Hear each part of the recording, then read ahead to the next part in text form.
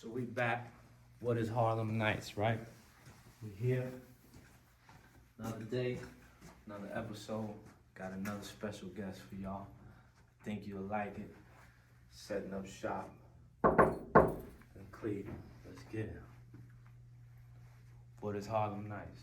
I'm gonna tell you, stay tuned. What's My up, man. Davey? What's How up, baby? you, brother? Good, good. Come on in. Good, good. Have a seat. Absolutely. All right. What's going on with you? Ah, man, you got it, man. You know, just Harlem Nights. You know, Harlem Nights. November 17th. Trying to get it going. Well, not trying to get it going, but just kind of answering the call. You know, a lot of people talking about it now. So, biggest thing is just answering those questions. You know, it's November 17th.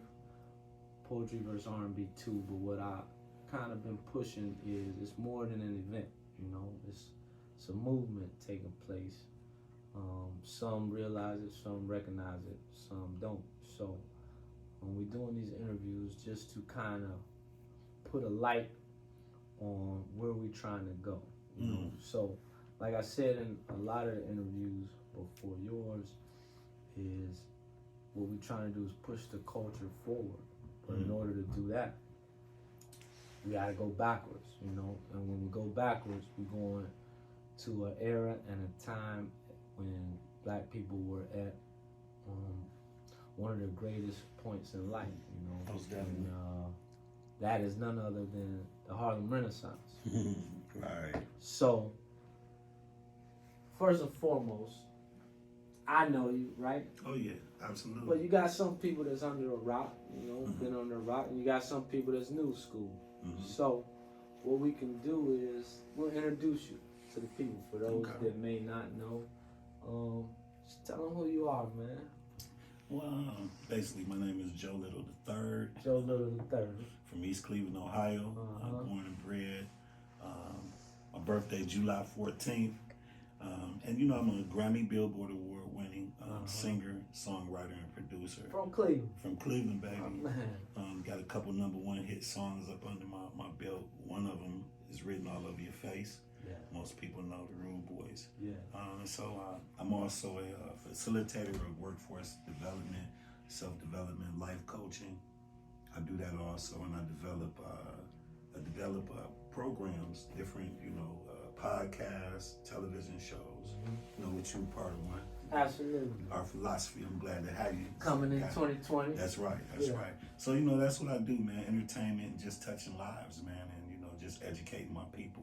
Cool. That's what I'm about. Cool, man. Well, let's get right into it, man. Let's pop it off, man. So, like I was talking about, that great era in our history, which a lot of people probably from this day and age may not be familiar with, man. Let's talk about it. What comes to your mind when you think or when you hear the Harlem Renaissance? The Harlem Renaissance. Intellectual, social, artistic expression for black people. Organized unity. That's what comes to mind. It was a moment in time where we were sticking together because we had no choice to. We were restricted. We had a lot of restrictions. Whether it be in the South with Jim Crow, which really wasn't part of the Harlem Renaissance, but I believe that the Harlem Renaissance was truly inspired by us, our people who had migrated up north to stick together. Most of them were descendants of those who fled from the South during the Civil War, the emancipating of the slaves. So we went up into the North, the Midwest, and we, the black family started to come together. So, we were separated from, slavery. But when we did go up into the North, we became families. So we were, you had a father and a mother in the house along with the children. And we did have great values that was instilled, and we was getting money. We had skills. They was dependent on our skills to help build America. So the Harlem Renaissance, we had built ourselves up from the gutter, from the bottom, from the mud, from the wilderness, man, wandering. You know, some blacks chose to stay in the South. That's good to us. We got a roof over our head. We eating. We don't want to disturb the groove. Right. Then you have some that, you know, they wanted their emancipation, which emancipation doesn't mean freedom. Mm-hmm. You know, freedom is a state of mind, which me and you talk about all the time. Right. But we did come up into the North, into the Midwest, and we did develop great communities. Our own Black Wall Street. Right. Our own Manhattan, the lights. We had our own strips. In Cleveland, we had that going on because it was the Midwest. 105 in Euclid. Talk about it. Let's big talk time, about man. You know, it was like that. Like when I was a kid. You know, my father grew up. He came from Birmingham, Alabama, with my grandfather Joe Little Sr. at 4 years old, and he came up here and he was raised by his grandmother, and he became a shoe salesman at Beck's Shoes, which was on the strip of 105 in Euclid, and it was nothing but bright lights back then, in the Hippodrome movie theater, and just all kind of different stores, man. So I got a chance to get a glimpse of that in the 70s. So, but before that, you know, this was a black city, man. You had Leo's Casino on down, you know, where all the black artists came. You know, like the OJs and the Temps, when the OJs was called the Mascots, and the Temps and all these black, anybody that was huge black, they had to come to Cleveland to Leo's Casino. So we had this type of thing in the Midwest, but the Harlem Renaissance was definitely influenced by blacks who came up into the North and made a living for themselves. We worked in the factories. We were skilled. It was a lot of on-the-job training, and we took the jobs and we made good money. So we was able to build our communities, you know.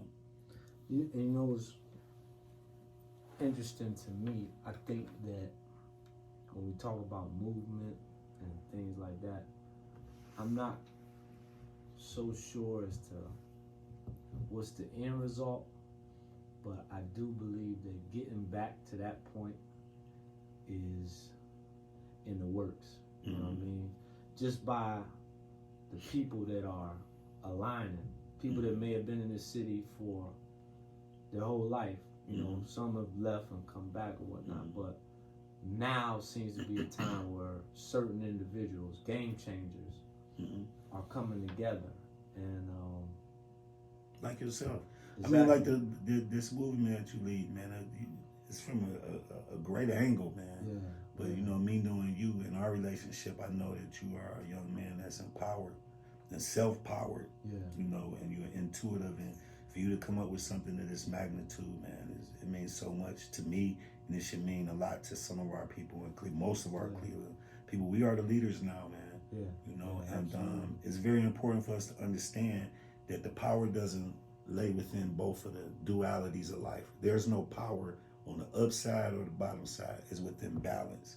The key is harmony and unity. Yeah. That's what wins everything. And in order for a person or a group or a team of people to get to the zenith of who they are, they have to lay within the balance. And that's what it's about at the end of the day. So we can bring that balance of unity and harmony together. That's everything, man. Yeah. That's everything that we could ever dream of.